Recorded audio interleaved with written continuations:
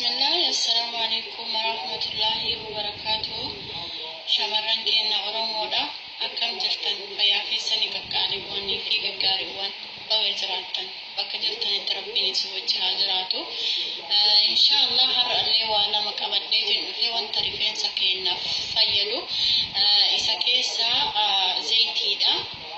Meeshaalee osoo hin taane zayitiidha jechuudha. Zayitii kana yookaan immoo dibata akkamitti akka dafee rifeensa keenya dheeressu, akkamitti akka ciccituu dhorku, akkamitti akka nuuf laaffisuu fi akkamitti akka yeroo gabaabaa keessatti rifeensa keenya kan immoo ammallee hiddaan buqqa'u ittiin dhorku akka dandeenyu zayitii makamiyyuu jechuudha yookaan immoo dibatuma kamiyyuu kan rifeensa keessaniif ta'u inni filannoo keessanii rifeensa keessaniif kan mijatu hin beektan jechuudha hundi keessanii. Ani akka kiyyatti kanaaf mijatu yeroo baay'ee zayituuna fi coconut oil akkasumas zayitii qobboo yookaan castor oil isa jedhu sani jechuudha. Inni yeroo gabaabaa keessatti rifeensa kiyyaas ni dheeresse akkasumas hin luuccessa buqqa'uus dhorkee jira jechuudha. Kanaafuu hundi keessanuu kan isiniif ta'u zayitii fayyadamuu dandeettanii. Akkamitti zayitiin kunniin nu fayyada ima dibanna garuu nu fayyadne warra jettaniif immoo akkaataa itti fayyadamiinsa isaati hubachuu qabdan jechuudha. Innis ani zayitii amma fakkeenyaaf coconut oil ni qaba. Kuni majmuu'adha. Majmuu'a jechuun walitti naqeeti jechuun walitti makee zayitii lama castor oil fi zayituuni walitti makeetiin jira. Isa kanammoo qaruuraa biraatti naqadhee kaayadha jechuudha. Maaliif amma walitti daddabaluu sanirra jedhee qopheeffadhe. As keessa jiru zayitii gosa lamaati. Castor oil fi zayituunidha. Kuni paaraatudha. Akkamitti akka itti fayyadamu na wajjin hordofaa. Zayitii kana amma fakkeenyaaf asitti bismillah walakka finjaalaa jechuudha. Walakka siinidha. Zayitii makaa kana fudha. Meeshaa biraatti naqadha jechuudha.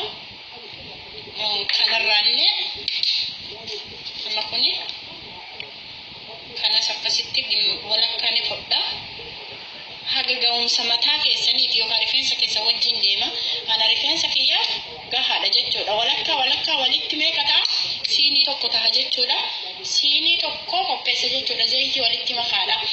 Amma asirratti zayitii gosoota haga 5 illee ta'uu hin danda'a kan rifeensa keessanii ta'uu jiraate.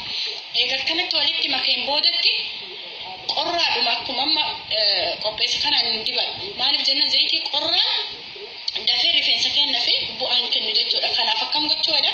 Kunoo isa jechuudha. Feetanii maayikirooweevii keessatti ho'istanii, feetanii ibiddarratti immoo waa keessa keettanii ho'istanii garuu ho'isuun dirqama jechuudha. Ani amma kana daqiiqaa 10 ho'isa yookaan sakandii 10 jechuudha. Daqiiqaa 10 miti soorii sakandii 10 ho'isa jechuudha. Sakandii 10 irraan dabalta. Sakandii 10 qofa.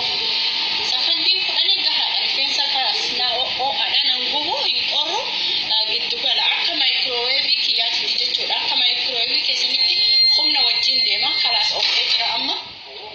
Maashaallah. Isa baay'ee kan nama gammachiisudha jechuun akkanatti amma isa hedduu namatti tola. Amma egaa isa booda wanti ittiin dibadhu harka kiyyaan zayitii akkana godhee yookaan immoo dibata akkana tarkaan dibachuu osoo hin taane akka inni iddoo hundaa naa gahutti ispoonjii qopheeffadha. Ispoonjii muree akkanatti jechuudha. Erga ispoonjii akkanatti mureen boodatti yeroo rifeensa kiyya dibadhu akkanatti ispoonjicha as keessatti cuuba. Akkuma argitan ispoonjiin baay'isee fuudha garuu hin caccabsu. Ani amma akkanatti buqqee rifeensa kiyyaa san keessatti tuttuqaanii dabra san booda akkasumaan dhaqee hidda rifeensa kiyyaa seena yookaan hidda buqqee kiyyaa naa seena jechuudha. Akkuma argaa jirtan zayitiin keessan hin qisaasa'u. Akkuma qusannaadhaafillee baay'ee namatti tola. Rifeensa keenya akka fudhatu taasisuufillee baay'ee mijaa'aadha jechuudha. Namoonni ispoonjiidhaan fayyadamtan akkanatti fayyadama. Uffata keessan hin balleessitan, zayitii keessan hin balleessitan, karaa malitti rifeensa keessan bakka itti dibdanii deebisanii hin dibdanii tartiiban dibdan jechuudha. Baarakallahu fiikum.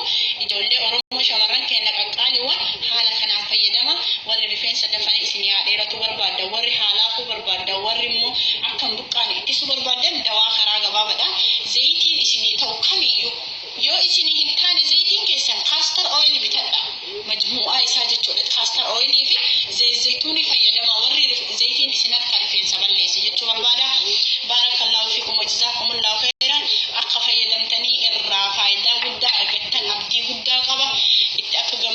isinin abdadha naaf jiraadha isin jaaladha ilmaan oromoodha rabbiin ana olitti isin haa jaalatu wassalamu alaykum warahmatullahi wabarakatuh hanga video biraatti walitti deebinutti nagaan naaf jiraadha youtube kiyalle subscribe naa godhaati waliin gahaa share waliif godha ijoollee oromoo shamarran keenna